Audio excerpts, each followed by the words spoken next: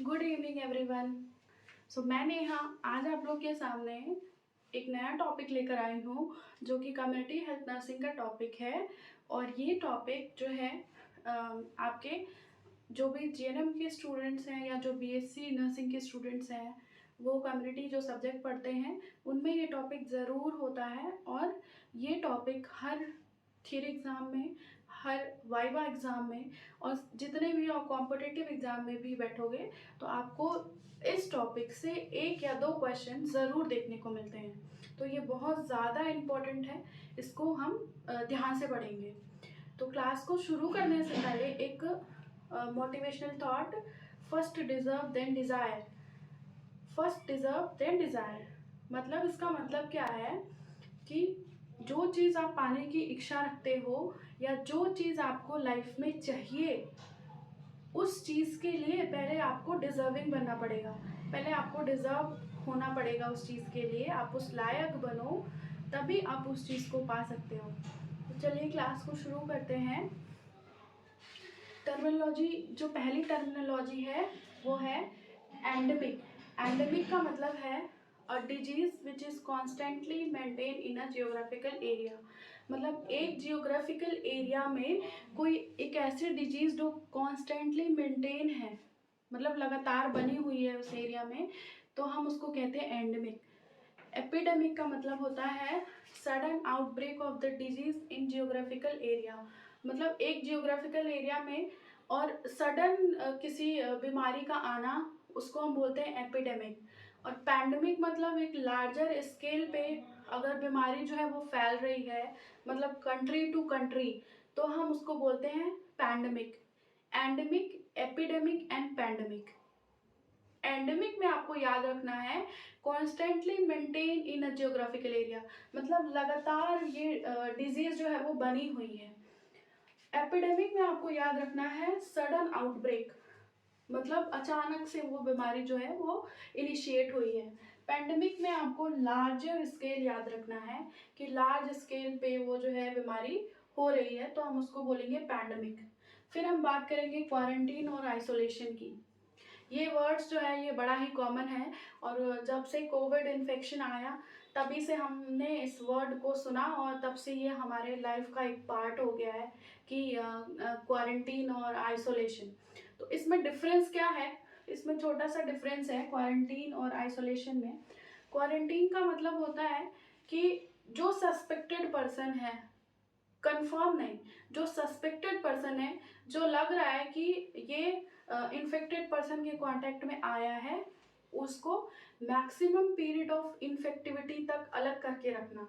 Suppose एक कोई person है जिसको जो है कम्युनिकेबल डिजीज हुई है और उसके कांटेक्ट में एक दूसरा जो पर्सन है वो आया है, तो हो सकता है कि उसको भी चांसेस हों। तो जो पर्सन उसके कांटेक्ट में आया वो क्वारंटीन में जाएगा, ना कि आइसोलेशन में। जबकि जो इन्फेक्टेड पर्सन होता है उसको सेपरेट करके रखना मैक्सिमम पीरियड ऑफ इंक्यूबेशन तक। मतलब इंक्यूबेशन का मतलब एक डिजीज कंडीशन का जो मैक्सिमम टाइम होता है जब से माइक्रो ऑर्गेनिज्म बॉडी में एंटर करता है और जब तक वो साइन एंड सिम्टम बने रहते हैं पर्टिकुलर डेज तक, उसको हम इंक्यूबेशन पीरियड कहते हैं। तो मैक्सिमम पीरियड ऑफ इंक्यूबेशन तक जो है कंफर्म पर्सन को सेपरेट करके रखना, हम उसको आइसोलेशन कहते हैं। ये एक छोटा सा डिफरेंस है आइसोलेशन और क्वारंटीन के बीच में। नेक्स्ट टर्मिनोलॉजी है primary case and index case. तो प्राइमरी केस और इंडेक्स केस में भी एक बहुत ही छोटा सा डिफरेंस है। प्राइमरी केस का मतलब है कि पहला ऐसा पर्सन जिसको डिजीज हुई है, फर्स्ट पर्सन जिसको डिजीज हुई है, फर्स्ट इन्फेक्टेड पर्सन। जबकि इंडेक्स केस में फर्स्ट क्लिनिकली डायग्नोस्ड पर्सन जो होगा। क्लिनिकली डायग्नोस्ड का मतलब क्या है? अब जैसे कोई डिजीज फैली हुई है तो वो डिजीज जो सबसे पहले जिस पर्सन को हुई उसको हम बोलेंगे प्राइमरी केस। और जो पर्सन पहला डायग्नोस हो गया हॉस्पिटल में या हेल्थ केयर सेटिंग में, उसको हम इंडेक्स केस कहते हैं। तो ये छोटा सा डिफरेंस है इसमें। Incubation period, incubation period already we discussed कि एंट्री ऑफ माइक्रो ऑर्गेनिज्म से लेके और फर्स्ट साइन एंड सिम्टम के अपीयरेंस तक का जो टाइम होता है वो आपका इंक्यूबेशन पीरियड होता है। Latent period and lead time. Latent period and lead time. Latent period का मतलब है जब से वो डिजीज इनिशिएट हुई है और जब डिटेक्ट हुई है।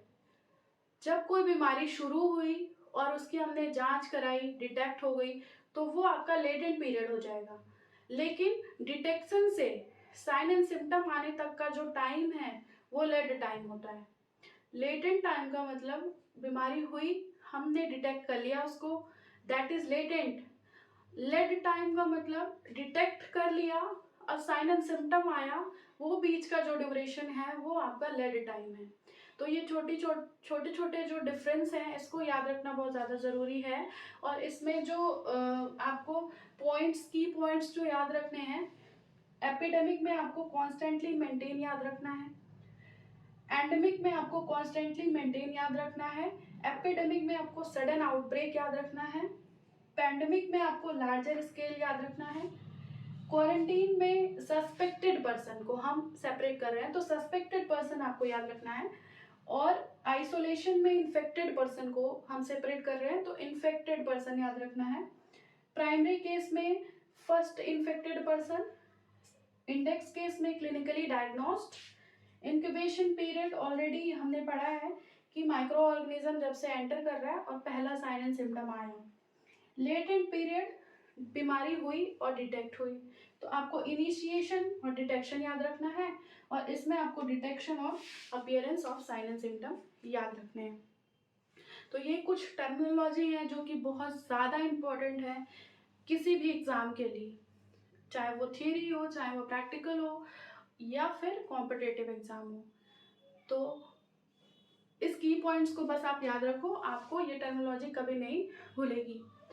नेक्स्ट वीडियो में हम कुछ और टॉपिक के बारे में बात करेंगे।